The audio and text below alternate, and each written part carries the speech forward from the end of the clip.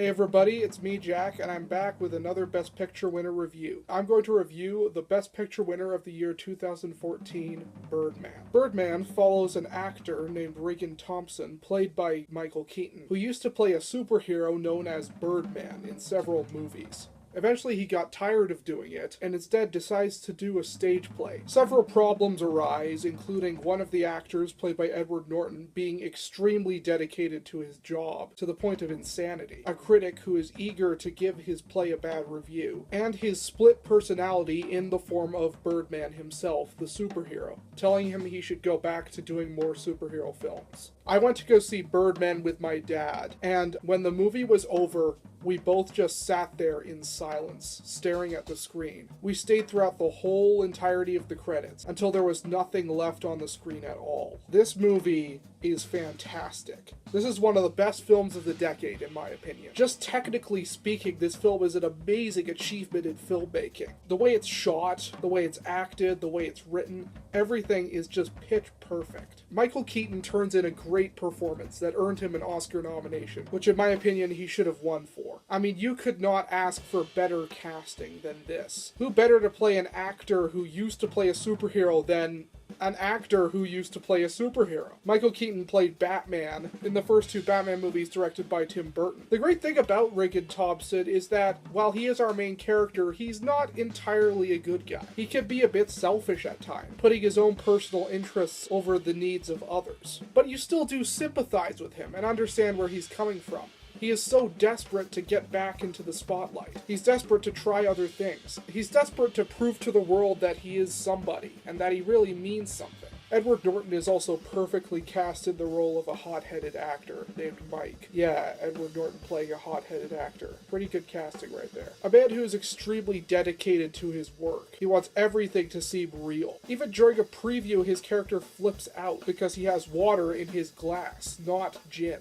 During a scene in which he's supposed to be making love to Leslie, played by Naomi Watts, on stage, he actually tries to do it for real. He even gets angry at Regan because his gun is too fake, and insists that he get one that's more real looking, which is a nice setup for the end of the film when Regan actually does use a real gun. Emma Stone is fantastic as Regan's daughter. There's a lot of drama between her and her dad, seeing how he was never really there for her, and she eventually got into drugs and is still doing them during the film. There's an extremely powerful scene in which she flips out at him, telling him that he's not important.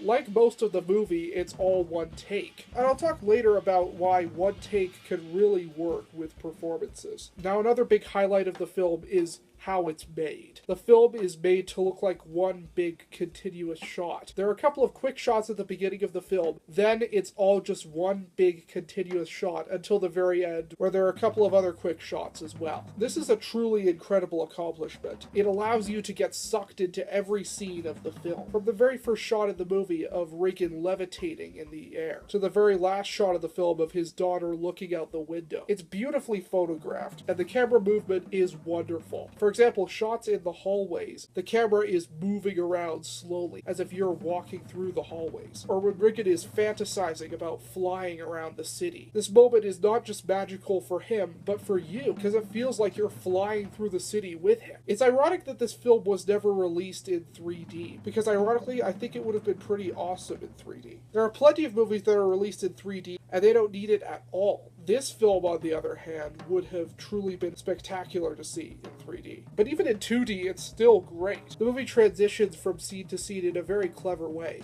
Often it'll follow a character from one room to another, and then go into another room, which leads to the next scene. And if the film truly has to transition, the camera will move up to the sky, and it'll change from night to day. Obviously, something like this is very hard for the actors. With long takes like this, if they screwed up one line, they'd have to restart the whole thing all over again. That being said though, long takes like this really work for the actors because it allows you to really take in their performance, see the emotion in their face, feel that same emotion inside of you. When there are constantly cuts throughout the scene, it can be harder to take it in. But when it's never cutting away from the actor, it allows cause you to be engrossed in their performance. On top of that, this movie is really funny. From Birdman saying that the room smells like balls, to Mike describing a theater critic as someone who looks like she just licked a homeless man's ass. Or the fight between Riggin and Mike, in which Riggin keeps slapping Mike with a newspaper. This movie is just as much a black comedy as it is a drama. In fact, one could argue that it's more so. Another really interesting aspect about this movie is that its score is entirely drums. In fact, throughout the movie, the man playing the drums actually shows up on screen, making the film seem all the more real. The themes of the film are very powerful and very relevant, acknowledging the enormous amount of comic book movies in the world today. In one scene, the imaginary Birdman character talks about how audiences like action over philosophical bullshit, which is bullshit itself. Possibly the most interesting theme in the movie is the theme on criticism, as portrayed by the character of the critic. She plans to give Riggin's play a bad review without even seeing it, simply because she doesn't like him. Riggin then talks about just how safe a critic's job really is. Unlike actors who risk everything, critics don't at all. It's extremely easy to just be a critic,